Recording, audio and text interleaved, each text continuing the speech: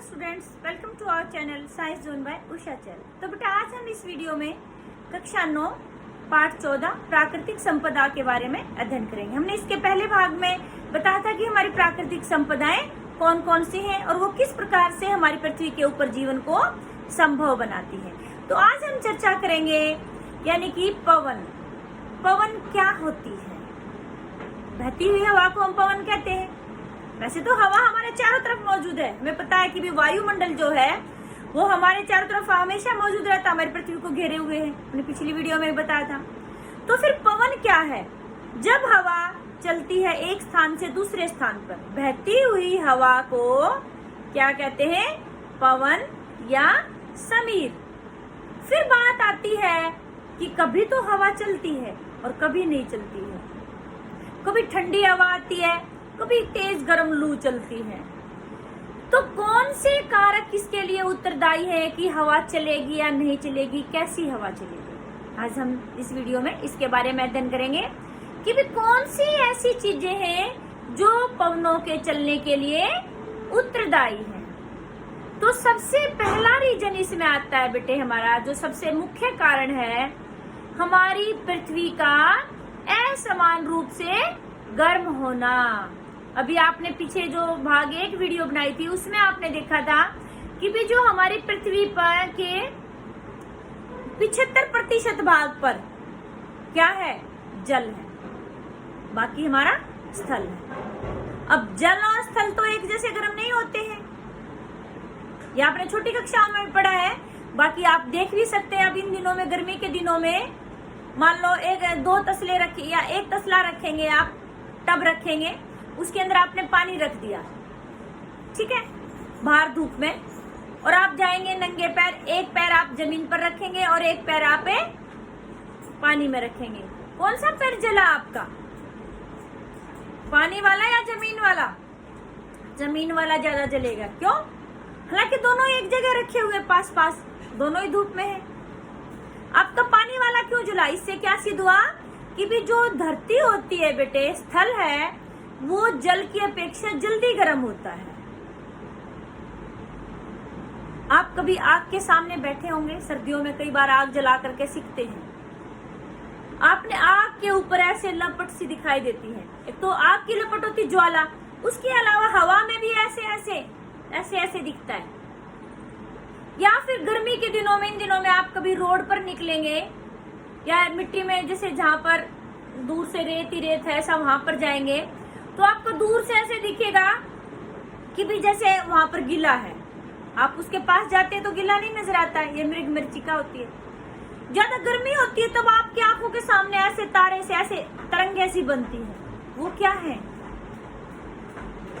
वही तो पवन का मुख्य कारण है बेटे, कि जब जैसे जमीन गर्म होगी गर्मी के दिनों में ज्यादा, तो आपने 7th क्लास में पढ़ा था कि भी जो ऊष्मा है वो 3 तरह से होती है: चालन, संवहन और विकिरण। तो जो हमारी धरती गर्म होती है, सूर्य से जो किरणें आती है, कौन से माध्यम से गर्म करती है? विकिरण से करती है। तो जब वो जिस चीज को गर्म करती है, वो क्या करता है? हमारे जो धरती पर चीजें है उसका परावर्तन करती है और पुनः विकिरण करती है, खुद गर्म हो जाती है, उनमें से फिर किरणें निकलती है। कोई चीज ठंडी थी, वो गर्म होगी, गर्म करने के बाद उसमें से फिर ऐसे गर्मी की मतलब भाप सी निकलती रहती, गर्म, ठीक है ना। तो क्या होता है कि जब हमारी धरती गर्म हो जाती है तो उसमें से फिर किरणें निकलनी स्टार्ट हो जाएंगी। उसके आसपास वाली हवा थी वो गर्म हो जाती है।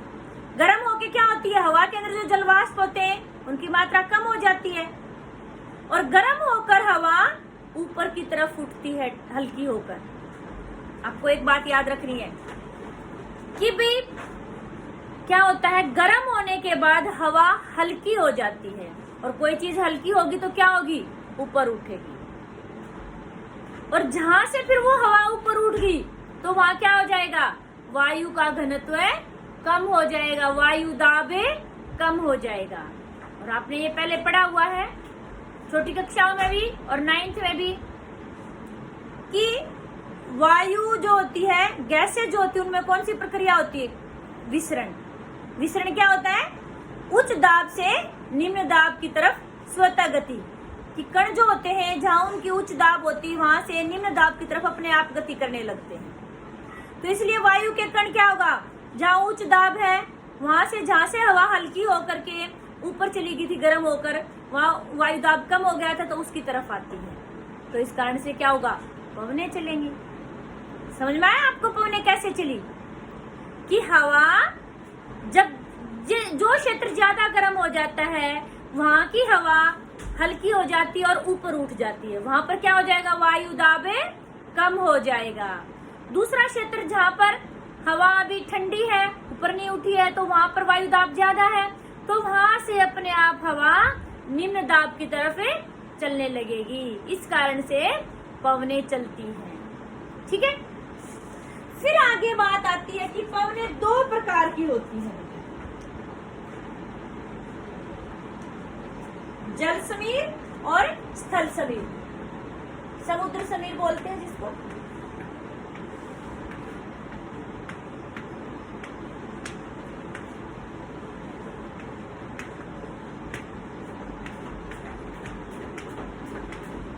ये भी आपने 7th क्लास में पढ़ा हुआ है।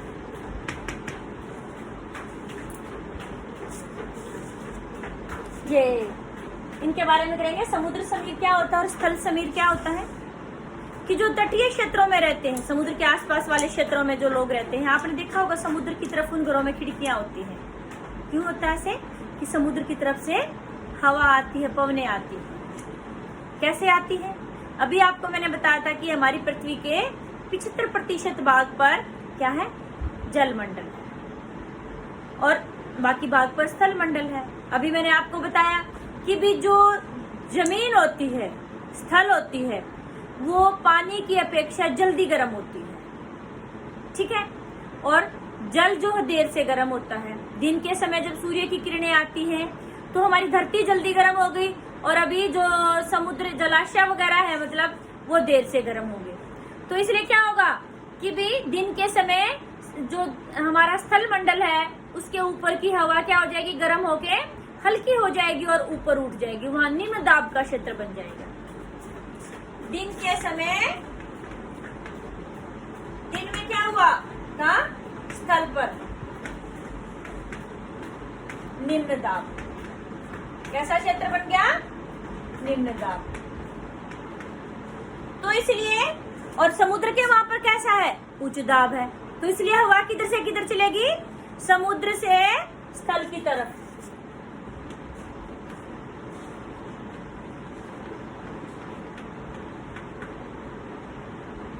ठीक है, दिन में क्या होता है बेटे कि भी धरती जल्दी गर्म हो जाती है, इसलिए वहां की हवा ऊपर उठ जाएगी, हल्की होकर ऊपर चली जाएगी। वहां पर कैसा क्षेत्र बन गया, निम्न दाब का क्षेत्र। और इसलिए समुद्र के वहां पर क्या है, उच्च दाब है, तो इसलिए हवा दिन के समय कहां से कहां चलेगी, समुद्र से स्थल की तरफ, इसलिए इसको बोलते हैं समुद्र समीर। ठीक है, रात को इसका उल्टा होता है, पानी बेटे गर्म भी देर से होता है और ठंडा भी देर से होता है। ठीक है, अभी जैसे मैंने कहा था कि आप 2 टब लेंगे, एक में आपने पानी रखा हुआ और एक जमीन है आपकी। दिन में आपने देखा था कि भी जो जमीन थी वो ज्यादा गर्म थी, पानी आपका ठंडा था। बाद में शाम के समय आप देखना, पैर रख के या पानी में हाथ लगाकर देखना, आपने जमीन पर हाथ रखोगे, जमीन तो ठंडी होगी जल्दी, और जो पानी था वो अभी भी गर्म है। तो इसका मतलब क्या हुआ, पानी देर से तो गर्म होता है और देर से ही ठंडा होता है। तो रात के समय इसका उल्टा हो गया कि भी दिन के रात को क्या हुआ, धरती हमारी जल्दी ठंडी होगी लेकिन पानी अभी भी गर्म है, तो इसलिए पानी के ऊपर वाली जो वायु थी वो गर्म होके हल्की हो जाती है और ऊपर उठ गई। तो रात के समय कहाँ निम्न दाब हो गया, समुद्र के ऊपर निम्न दाब का क्षेत्र बन गया, और जो हमारा स्थल मंडल यानी कि धरती है वहां पर उच्च दाब का क्षेत्र है। तो इसलिए हवा किधर से किधर चलेगी, आपको मैंने अभी बताया था, उच्च दाब से निम्न दाब की तरफ चलती है। तो उच्च दाब अभी कहाँ है, धरती पर, कब है, रात को, और निम्न दाब कहाँ है, समुद्र की तरफ। तो इसलिए रात को पवनें किधर से किधर चलेंगी, स्थल मंडल से जल मंडल की तरफ, यानी कि धरती से समुद्र की तरफ, और उसको हम क्या कहेंगे? स्थल समीर। और दिन के समय पवनें किधर से किधर चलती हैं? समुद्र से धरती की तरफ, और उनको हम क्या कहेंगे? समुद्र समीर। तो समझ में आया आपको कि पवनें कौन कौन सी थी? जल समीर और थल समीर। जल समीर को समुद्र समीर भी कहते हैं। समुद्र समीर कब चलती है? दिन के समय। क्या कारण है? उच्च दाब से निम्न दाब की तरफ चलेंगे, और रात को स्थल से समुद्र की तरफ। रात को निम्न दाब किधर हो जाएगा? समुद्र की तरफ। समझ में आया बेटा? तो अगला हमारा टॉपिक है कि वर्षा।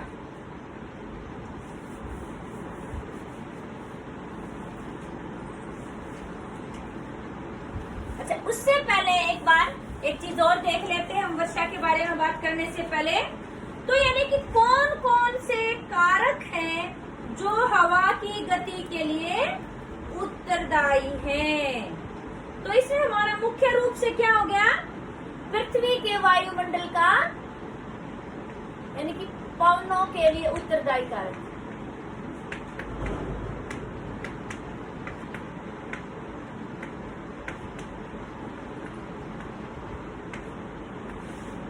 नंबर 1, वायुमंडल का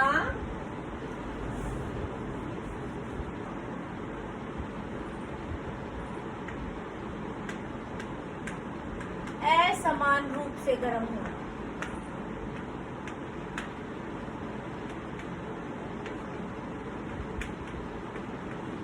ठीक है, अभी हमने देखा था कि भी जहाँ जल है वहाँ देर से गर्म हुआ, देर से ठंडा हो रहा। दूसरा है हमारा पृथ्वी की घूर्णन गति।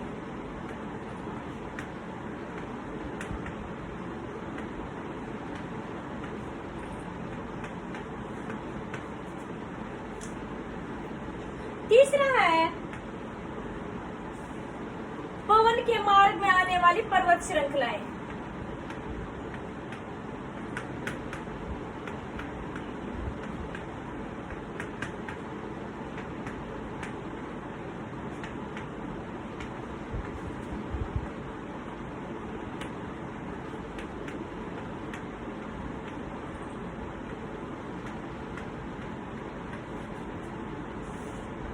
ठीक है बेटे? तो ये थे हमारे कुछ कारक जो कि हमारी पवनों की दिशा को, पवनों की गति को निर्धारित करते हैं। फिर आगे बात आती है कि वर्षा कैसे होती है या बादल कैसे बनते हैं।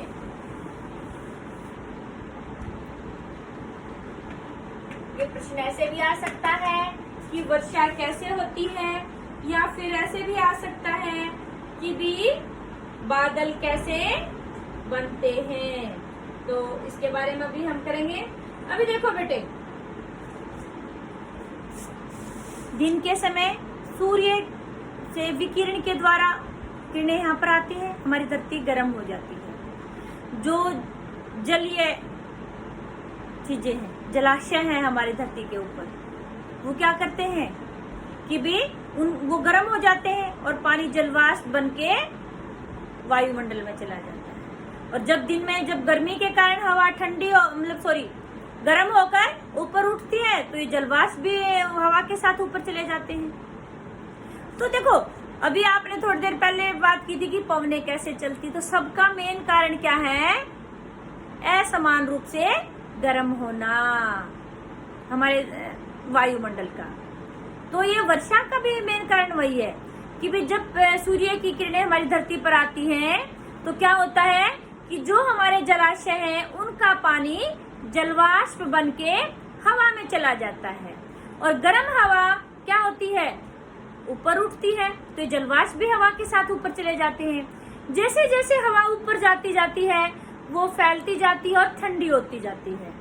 और फिर क्या होता है कि कुछ धूल कण वगैरह जो हवा के साथ होते हैं, वो नाभिक का कार्य करते हैं, और वो जो जलवाष्प थे बेटे, उस नाभिक के कणों के, यानी कि धूल कणों के साथ में क्या होते, धीरे धीरे उनका संघनन होता है। आपने छोटी कक्षा में पढ़ा था, संघनन क्या होता है? जलवाष्प का जल के रूप में बदलना। तो वो जो जलवाष्प थे हमारे वायु के अंदर धूल कणों के साथ चिपक करके क्या रूप धारण कर लेते हैं, जल की बूंदों का रूप धारण कर लेते हैं। इस तरह से उनका आकार धीरे धीरे बड़ा होता जाता है, बहुत सारे जलवाष्प इकट्ठे होते जाते हैं और बड़ी बूंद बनती जाती है। जब उनका साइज बहुत बड़ा हो जाता है तो फिर वायु उनको सहन नहीं कर पाती इतने बड़े साइज को, और वो फिर बारिश के रूप में धरती पर आ जाते हैं। समझ में आई आपको बात? आपने ये बात नोट भी की होगी, जब बहुत ज्यादा गर्मी होती है तो गर्मी के दिनों में तब बड़े बूढ़े क्या कहते हैं आपके दादा वगैरह, बारिश आने वाली, बहुत ज्यादा गर्मी हो रखी है। और आप देखते भी हैं कि 2-3 दिन बहुत अधिक गर्मी होने के बाद आपकी बारिश आती है। किस लिए? कि जब बहुत ज्यादा गर्मी होती है तो अधिक वाष्पीकरण होता है, अधिक जलवाष्प बनेंगे, अधिक जलवाष्प बनेंगे तो धीरे धीरे वो सारे मतलब हवा के साथ ऊपर जाएंगे, तो ज्यादा बड़ा बूंदों का रूप हो जाएगा और फिर वो बारिश होएगी, जमीन में नीचे आएंगे। अच्छा, फिर एक प्रश्न और आता है बेटे, ओले आते हैं कई बार, ये बर्फ गिरती है, कैसे गिरती है? बारिश तो हमें समझ में आ गई कि वर्षा कैसे होती है। अभी मैंने बोला था कि भी जैसे जैसे हवा ऊपर जाती है क्या होता है कि भाई तापमान कम होता चला जाता है, हवा फैल जाती है और ठंडी हो जाती है। कई बार तापमान बहुत अधिक कम हो जाता है और वो किसका रूप धारण कर लेते हैं? हिमकणों का। और वो हिमकण धीरे धीरे बड़े होते जाते हैं और वो ओले का रूप धारण कर लेते हैं और फिर हमारी धरती पर ओलावृष्टि होती है। समझ में आई आपको बात? तो यानी कि हमारी ये इम्पोर्टेंट क्वेश्चन है बेटे आपका कि भी वर्षा कैसे होती है, और या फिर बादल कैसे बनते हैं, या फिर ओला वृष्टि कैसे होती है, या ओले कैसे गिरते हैं। तो इन सब का यही आंसर है कि भी जो सूर्य की गर्मी से क्या होता है, हमारे जलाशयों का पानी जलवाष्प में बदल जाता है और वो जलवाष्प वायु के साथ मिलके कहाँ जाते हैं? ऊपर उठते हैं। ऊपर जाने के बाद वायु ठंडी होती है और वो जो जलवाष्प है उनका क्या होता है? संघनन होता है। धूल कणों को नाभिक की तरह मान के जल की बूंदें बन जाती हैं और उनका आकार बढ़ता चला जाता है और फिर वो बारिश के रूप में नीचे आते हैं। फिर आगे बात आती है कि भाई देखो बेटे, हमारे भारत में जो है कृषि प्रधान देश है हमारा भारत।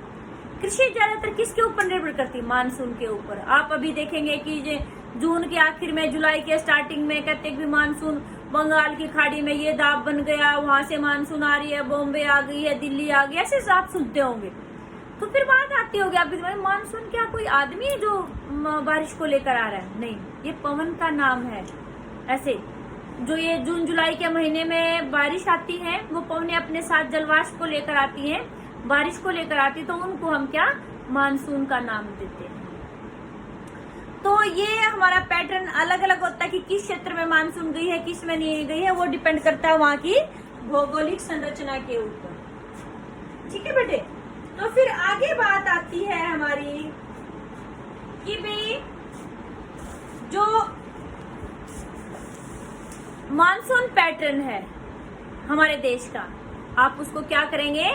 अपना नक्शा लेंगे एटलस में और उसमें देखेंगे कि जो मानसून पैटर्न दर्शाया हुआ है वहां नहीं मिले तो आप नेट से सर्च करेंगे और उसको आप कॉपी में जरूर बनाकर लर्न करेंगे कि भी हमारे देश में जो मानसून पैटर्न कहाँ से स्टार्ट होती है और कोई किस किस क्षेत्र में जाती है। आपको ये वीडियो अच्छी लगी तो इसको शेयर और लाइक जरूर करना। आपको कोई भी डाउट लगती है तो आप कमेंट सेक्शन में जाके जरूर पूछना। थैंक यू बेटे।